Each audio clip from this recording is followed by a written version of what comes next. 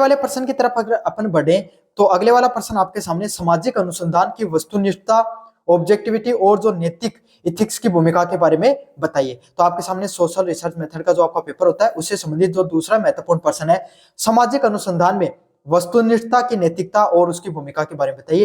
काफी ज्यादा महत्वपूर्ण प्रश्न है। अगर अभी तक चैनल को सब्सक्राइब नहीं किया तो आप चैनल को जरूर से सब्सक्राइब कर देना। साथ के साथ क्या करना आपको, अगर ये पीडीएफ आपको टेलीग्राम चैनल पे मिल जाएगी और वीडियो को साथ के साथ आपके सामने जो अन्य वीडियो देखना चाहते हो अन्य क्वेश्चन से संबंधित तो प्लेलिस्ट का लिंक डिस्क्रिप्शन में दे रखा है, जाके जरूर से देख लेना। वस्तुनिष्ठता की बात करें, सामाजिक अनुसंधान है उसकी मतलब वस्तुनिष्ठता, अगर प्रश्न को एक बार थोड़ा और डिटेल में जाए अपन गहरे में तो उसके ऑब्जेक्टिविटी क्या है। भाई कर रहे हो आप सामाजिक अनुसंधान कर रहे हो, हमने पहले वाले प्रश्न में पढ़ा क्या उसका क्या महत्व है ना, और क्या आपके सामने क्यों किया जाता है उसका क्या महत्व है, और आपके सामने हर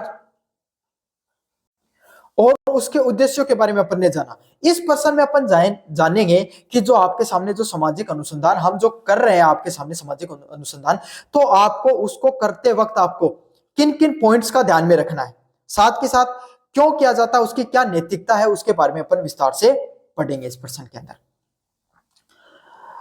तो सामाजिक अनुसंधान में वस्तुनिष्ठता का अर्थ है शोधकर्ता द्वारा अपने व्यक्तिगत मान्यताओं, पूर्वग्रहों और भावनाओं व मूल्यों का अनुसंधान प्रक्रिया और परिणामों से दूर रखना। वस्तुनिष्ठता क्या है भाई, जब वो जो करने वाला व्यक्ति है ना उसको किन किन चीजों का ध्यान में रखना चाहिए, इन सब चीजों के बारे में अपन विस्तार से देखेंगे। तो वस्तुनिष्ठता का अर्थ है कि जो व्यक्ति शोध कर रहा है, जो आदमी रिसर्च कर रहा है ना, अगर मान लो कि वो रिसर्च करने वाला व्यक्ति है वो कोई एक मान लो एक एक्स धर्म से आपके सामने है ना, और वो वाई धर्म वाला व्यक्ति है उसके घर पे रिसर्च करने के लिए गया, करने चला गया आपके सामने, ये छोड़ो एक्स, ये आपके सामने समझ में नहीं आएगा। ये समझ लो आप ए नाम के व्यक्ति हो और आपका पड़ोसी है बी नाम वाला, आप ही रिसर्च करने वाले और आपका पड़ोसी बी से आपकी बिल्कुल नहीं बनती है, समझ में आ गया। तो अब आप रिसर्च करने जाओगे तो चाहे उसके घर में चाहे कितनी अच्छी चीजें चल रही हो, आप क्या करोगे, थोड़ी ना थोड़ी कमियां तो उसके अंदर लिख दोगे। होता नहीं, ये अपना इंसान का भाई मन ऐसा ही होता है, इंसान का काम करने का तरीका ऐसा ही होता है, उसका विचार ऐसे हैं, वो कहीं ना कहीं इस प्रकार की चीजें कर देता है। तो यही चीज आपके अंदर इसके अंदर बताई गई है सामाजिक अनुसंधान की वस्तुनिष्ठता में, कि जो शोध करने वाला व्यक्ति है वो अपनी व्यक्तिगत जो उसकी मान्यताएं हैं वो क्या सोचता है। जैसे आप एक्स धर्म से और वाई धर्म के बारे में रिसर्च करने के लिए गए और आप पहले सोच विचार लेके बैठे हो कि भाई वो तो ऐसे ही हैं, उनके तो इस प्रकार चीजें की जाती है, इस प्रकार चीजें की जाती है, ये सही नहीं है। एक रिसर्च करने वाले व्यक्ति को कभी भी पूर्व ग्रहों से बचना है, पूर्व मान्यताओं से बचना है। साथ के साथ आप अब क्या कर सकते हो, आपके सामने भावनाओं या मूल्यों का अनुसंधान प्रक्रिया व परिणामों से दूर रखना है। साथ साथ आपको क्या करना है, आपकी जो भावनाएं हैं, आप कैसा महसूस करते हो, आप क्या मूल्य है आपके, उन सब चीजों को क्या करना है, जो अनुसंधान रिसर्च करने की जो प्रक्रिया है और उसके जो परिणाम है, उन सब चीजों से आपको इन सब चीजों को दूर रखना है। इनका उद्देश्य, जो आपके सामने जो रिसर्च करोगे, इनका उद्देश्य तथ्यों को उसी रूप में प्रस्तुत करना है जैसा कि वे है। मतलब आपको क्या करना है, जब आप कोई भी व्यक्ति के घर पे रिसर्च करने जाओ, जैसे आप अपने पड़ोसी वाले घर पे गए रिसर्च करने के लिए, तो उसके घर पे जो वास्तविकता ना जो वो बता रहा है, उसके घर में वास्तविकता आपको पता हो, लेकिन आप वही लिखोगे जो वो बता रहा है, जो रियलिटी है। आप अपने विचार उसमें बीच में नहीं लेकर आने हैं आपको, जैसे वे है ना, जैसा शोधकर्ता उन्हें देखना चाहता। आपको ये नहीं बताना है कि आप क्या सोचते हो उनके बारे में, आपको ये बताना है जैसा कि उनकी वास्तविकता में स्थिति क्या है। समझ में आ गया। आपको अपने विचार, अपने द्वेष, घृणा, सोच विचार, पूर्व मान्यताएं, भावनाएं आप अपने बारे में लिखोगे तो आप अच्छा लिखोगे। क्यों, इमोशनल होते हो आप, उन सब चीजों से इमोशनली अटैच होते हो, तो आपको अपनी भावनाओं को भी दूर रखना है इन सब चीजों से। समझ में आ गया। सामाजिक अनुसंधान करते वक्त आपको किन किन चीजों का ध्यान में रखना है। आपको एक पड़ोसी वाला उदाहरण भी लेके बता दिया मैंने, मुझे उम्मीद आपको और अच्छे से समझ में आ गया। वस्तुनिष्ठ अनुसंधान की विश्वसनीयता और वैधता सुनिश्चित करती है। अगर आप अच्छे ऑब्जेक्टिव, मतलब अच्छे, अगर आप वस्तुनिष्ठता लेकर चलते हो, अच्छे पॉइंट को, जैसे आपको अपना मान्यताओं को नहीं लिखना है, भावनाओं को दूर रखना है, पूर्व ग्रहों को, पूर्व मान्यताओं को आपके सामने दूर रखना है, अगर आप इन सब चीजों से दूरी बनाकर रखते हो तो क्या होगा, इससे आप जो रिसर्च करके ले आओगे, जो डाटा आपके पास कलेक्ट होगा, वो क्या होगा, एकदम सही डाटा होगा, एकदम फैक्ट डाटा होगा, मतलब जिसमें पूरे फैक्ट अच्छे से भरे भरे होंगे, पूरा फैक्ट से भरा हुआ डाटा होगा आपके पास। यह सुनिश्चित करता है कि निष्कर्ष व्यक्तिगत राय पर आधारित नहीं होकर केवल एकत्रीकृत डाटा पर आधारित होना चाहिए। मतलब इस सही ऑब्जेक्टिव होंगे, सही वस्तुनिष्ठता होगी, तो इस चीज से पता चलेगा कि जो आप डाटा प्रस्तुत कर रहे हो जनता के सामने, वो केवल आपके सामने आपकी व्यक्तिगत राय नहीं है, या उस व्यक्ति की व्यक्तिगत राय नहीं है जो उस डाटा का निर्माण कर रहा है, जो इस रिसर्च कर रहा है, उसकी खुद की राय नहीं होनी चाहिए, बल्कि जो वास्तविक घटनाएं हैं, जो जमीन पे हकीकत है, और जमीन पे जो आपके सामने डाटा प्रस्तुत किया जा रहा है, वो एकदम डाटा ही होना चाहिए आपके सामने। अब काफी बार आप सुनते हो एग्जिट पोल आते हैं, एग्जिट पोल फेल क्यों कर जाते हैं, क्यों फेल करते हैं? क्योंकि काफी बार क्या होता है, उन एग्जिट पोलों में जो लोग जो एग्जिट पोल करते हैं वो अपनी भावनाओं को जोड़ते हैं। मान लो कि वो ए पार्टी को मानते हैं, तो अगर कोई व्यक्ति से वो बात करने के लिए गए और उन्होंने कहा कि मैं ए को भी वोट दे सकता हूँ, बी को भी वोट दे सकता हूँ, मुझे दोनों अच्छे लगते हैं, मैं तो वोट देने वाले दिन डिसाइड करूंगा, तो जो व्यक्ति रिसर्च करता ना, वो ए पार्टी को टिक करता दिखता है। समझ में आ गया ना? अगर कोई ऐसा चांस हो जहां पर उसके सामने उसको लगता है कि कोई व्यक्ति है 60% कोई ए पार्टी को वोट देना चाहता है, फिर लेकिन उसको ऐसा लगता है कि बी पार्टी भी अच्छी है, 40% में उसको भी दे सकता हूं, तो अगर वो बी पार्टी को पसंद करता है तो वो इस पे भी टिक मार देगा 40% पर भी।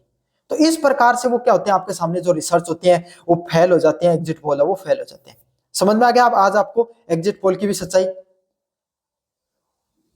इसे प्राप्त करने के लिए कठोर कार्य प्रणाली होनी चाहिए, और अगर जब आप इस प्रकार की रिसर्च अनुसंधान करो तो ये लोगों की जिंदगी से जुड़ा हुआ सवाल होता है, लोगों की, आपके सामने लोगों से संबंधित डाटा एक छोटी चीज नहीं होती है, आप जो डाटा प्रस्तुत करोगे उसी से काफी लोगों की जिंदगी बदलने वाली होती है। क्यों? उसी डाटा को ध्यान में रखकर सरकार नीतियों का निर्माण करती है, कानून का निर्माण करती है। आपकी तो एक आपकी समझ, आपकी व्यक्तिगत राय है, लेकिन वो आपकी एक व्यक्तिगत राय है, वो उन लोगों के जीवन को बहुत ज्यादा प्रभावित कर सकती है। इसीलिए कठोर कार्य प्रणाली को लागू करना जरूरी है कि आप जब कार्य करो तो अपनी विचारधाराओं को दूर रखो। साथ के साथ दोहराने योग्य प्रक्रिया व सहकर्मी समीक्षा महत्वपूर्ण है। क्या होना चाहिए? दोहराने योग्य प्रक्रिया क्या होती है? आपने किसी व्यक्ति से एक बार प्रश्न पूछा लेकिन आपको संतुष्टि नहीं, तो एक बार फिर पूछो उससे, बार बार पूछो जब तक आपको संतुष्टि नहीं हो जाए कि ये व्यक्ति है, इसका डाटा वो सही है। काफी बार क्या है, लोग अपना गलत डाटा देते हैं आपके सामने। समझ में आ गया? तो आपको क्या, वास्तविक वास्तविक डाटा तक पहुंचने के लिए आपको क्या, उनको सवालों में उलझाना है, बार बार उनसे सवाल पूछने हैं ताकि आपको वास्तविक डाटा मिल सके।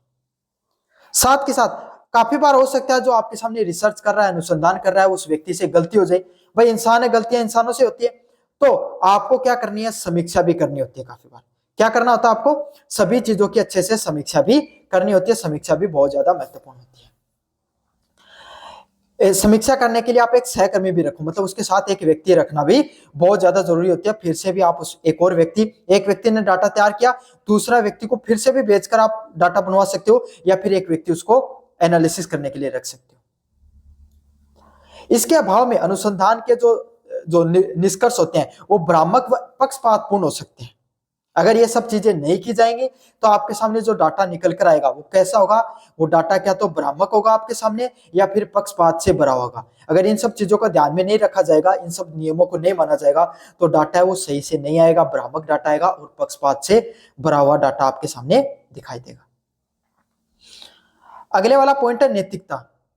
नैतिकता मतलब नैतिकता का क्या अर्थ होता है कि आपको किन किन चीजों को ध्यान में रखना है।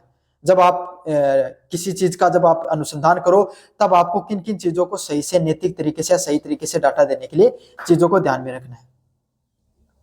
नैतिकता का तात्पर्य है अनुसंधान के दौरान नैतिक सिद्धांतों व मूल्यों का पालन करना। मतलब जब आप जिस समय जो डाटा का निर्माण कर रहे हो उस समय नैतिक चीजों को, नैतिक प्रक्रियाओं को, नैतिक सिद्धांतों को आपसे सही से मानना बहुत ज्यादा जरूरी होता है। यह शोधकर्ता के आचरण व शोध प्रतिभागियों के प्रति उसका व्यवहार पे विशेष संबंधित है। मतलब काफी बार क्या हुए, भाई कोई व्यक्ति के आपके घर पे गए, वो उसकी समझ लो अपने परिवार वालों के साथ लड़ाई हो रखी थी, और आप गए, आपसे जाते ही उसने लड़ाई कर ली, तो ये नहीं कि आप उससे लड़ाई करोगे, आप भाई आपको थोड़ा ठंडे दिमाग से उपयोग करना है, आपको थोड़ा सा उसके जैसे बातें करनी है थोड़ी देर। काफी बार क्या होता है, आप किसी व्यक्ति से मिलते हो, वो आपसे इतने काउंटर सवाल पूछेंगे, आप ये क्यों पूछना चाहते हो। हमारे भारत वालों की आदत होती है ना ये वाली, कि मैं तो नहीं बताऊंगा, आप तो पता नहीं क्या करोगे, ऐसे वैसे 10 चीजें पूछेंगे, लेकिन आपको उनके साथ गलत व्यवहार नहीं करना है। आपको बिल्कुल ठंडे दिमाग से शांत व्यवहार रखना है, और धीरे धीरे आपको उनको बातों में लेना है, उनको संतुष्ट करना है, उनको विश्वास दिलाना है कि आप इस डाटा जो आप लेकर जा रहे हो, इससे क्या होगा, उनका ही भला होगा। समझ में आ गया? तो ये बहुत जरूरी है, जो रिसर्च कर रहा है, जो प्रतिभागी है, जो डाटा ले रहा है लोगों से, उसका व्यवहार बहुत अच्छा होना बहुत जरूरी है, उसको नैतिकता का पालन करना बहुत ज्यादा जरूरी है। अब कौन सी नैतिकता का पालन करना जरूरी है? पहला है सूचित सहमति। प्रतिभागियों को अनुसंधान के उद्देश्यों व जोखिमों के बारे में सूचित करना और उनकी सहमति लेना जरूरी है। मतलब जो रिसर्च करने वाले व्यक्ति हैं, जो आपके सामने रिसर्च करने वाले व्यक्ति हैं, उनको ये बताना जरूरी है कि हम आपका ये डाटा ले रहे हैं, वो ये तो डाटा है और इस डाटा आपके सामने ये सरकार इस चीज से उसका उपयोग करेगी, इस चीज से आपके सामने काम लेगी। साथ के साथ इसका इस तरीके से गलत उपयोग भी हो सकता है। समझ में आ गया? हर चीज आपको सामने वाले व्यक्ति को बताना जरूरी है। आप ये नहीं कि सामने वाले व्यक्ति को उसके जोखिमों के बारे में नहीं बताओ, साथ के साथ उस व्यक्ति की सहमति लेना भी जरूरी है। ऐसे नहीं कि जो कंपनी वाले करते हैं ना, आपके सामने आपका डाटा ले लिया और उसको बेच देते हैं अपने फायदे के लिए। इस तरीके से नहीं करना आपको। आप अगर किसी व्यक्ति का डाटा लो तो उससे सहमति लेना जरूरी है। अगले वाला पॉइंट आपके सामने गोपनीयता और गुमनामी। प्रतिभागियों की पहचान और उनके द्वारा दी गई जानकारियों को गोपनीय रखना भी बहुत ज्यादा जरूरी है। मतलब जो प्रतिभागी आपके सामने भाग ले रहे हैं आपकी जो पूरी की पूरी रिसर्च के अंदर, उनके द्वारा जो जानकारी दी जा रही है उसको आपके सामने गोपनीय रखना भी बहुत जरूरी है। कि भाई जो आपके सामने कौन व्यक्ति आपको डाटा दे रहा है उसके बारे में आपको सारी चीजें नहीं बतानी है। उसका फेस आप ब्लर कर सकते हो, उसकी फोटो किसी को नहीं देना, उसका मोबाइल नंबर, उसका व्यक्तिगत आधार कार्ड, जो व्यक्तिगत जानकारी है वो किसी और व्यक्ति को साझा नहीं करनी है। आपको इन सब चीजों को भी ध्यान रखना होता है। अगले वाला पॉइंट है हानि से बचना। प्रतिभागियों को किसी भी प्रकार की शारीरिक व मानसिक व सामाजिक हानि से नहीं पहुंचाना। मतलब काफी बार क्या करते हैं लोग, डाटा लेकर कोई निजी बात जानकर किसी दूसरे को पहुंचा देते हैं, फिर क्या होता है, वो लोगों को नुकसान होता है। या काफी, इसको क्या बोला जाता है, मनोवैज्ञानिक नुकसान या फिर सामाजिक नुकसान। काफी बार क्या लोग आपके सामने रिसर्च के लिए डाटा लेने लग गए, आपस में लड़ाई करने लगे जिससे डाटा ले, तो इससे भी क्या हो सकता है, किसी व्यक्ति को आपने शारीरिक रूप से नुकसान पहुंचा दिया। ये भी नहीं करना है। तो ना कोई व्यक्ति से आप डाटा ले रहे हो, रिसर्च कर रहे हो, उसके घर पे ना तो आपको शारीरिक, मानसिक और सामाजिक हानि आपको नहीं पहुंचानी है। अगले वाला पॉइंट आपके सामने डाटा की ईमानदारी। डाटा में हेरफेर नहीं करना है और परिणामों में आपको ईमानदारी से प्रस्तुत करना है। तो आपको किन चीजों का ध्यान में रखना है कि डाटा में आपको किसी भी प्रकार का हेरफेर नहीं करनी है। साथ के साथ जो परिणाम है उसमें आपको पूर्ण रूप से क्या करनी है, ईमानदारी को बरतना बहुत ज्यादा जरूरी है। आपको ईमानदारी से, अगर आप सही से काम करोगे, ईमानदारी का प्रयोग करोगे, तो आपका डाटा है वो बहुत ज्यादा सही रहेगा। समझ में आ गया? आप अपनी पूर्व अनुमान, भावनाएं, गलत इंफॉर्मेशन नहीं देनी है आपको। जवाबदेही। अनुसंधान के नैतिक दिशा निर्देशों का पालन करना है। साथ के साथ रिसर्च करने के लिए जो आपके सामने दिशा निर्देश दिए जाते हैं कंपनी के द्वारा, जो आपसे रिसर्च करवा रहा है, उनके दिशा निर्देशों को अच्छे से आपको जानना है, उनको अच्छे से उपयोग करना है। नैतिक अनुसंधान की स्वीकार्यता भी होनी चाहिए। मतलब आप ये नहीं कि आपके द्वारा बस वो आपको दे दिए हैं, वो आपके सामने जो किन किन चीजों ध्यान रखना, आप उनका कभी पालन नहीं कर रहे हो। जो कंपनी इस प्रकार का रिसर्च करती है उसको जनता, उनको ट्रस्ट भी करनी चाहिए, उनकी विश्वसनीयता भी होनी चाहिए और सामाजिक जिम्मेदारी को भी पालन करना जरूरी है, ताकि जो रिसर्च होती है उसके क्या मानवीय मूल्य हैं उनका क्या किया जा सके, रक्षा की जा सके। अगर आप सही से काम करोगे तभी लोग आपका क्या करेंगे, आपकी बातों को मानेंगे, आपके रिसर्च पे विश्वास करेंगे। अगर आप सही से काम नहीं करोगे तो आप पे कोई भी विश्वास नहीं करने वाला है। तो आपको इन्हीं सब चीजों को ध्यान रखना है कि आपकी नैतिक जिम्मेदारियों को आपको अच्छे से पालन करना है। कैसा लगा वीडियो जरूर से बताना, चैनल को जरूर से सब्सक्राइब कर देना। धन्यवाद।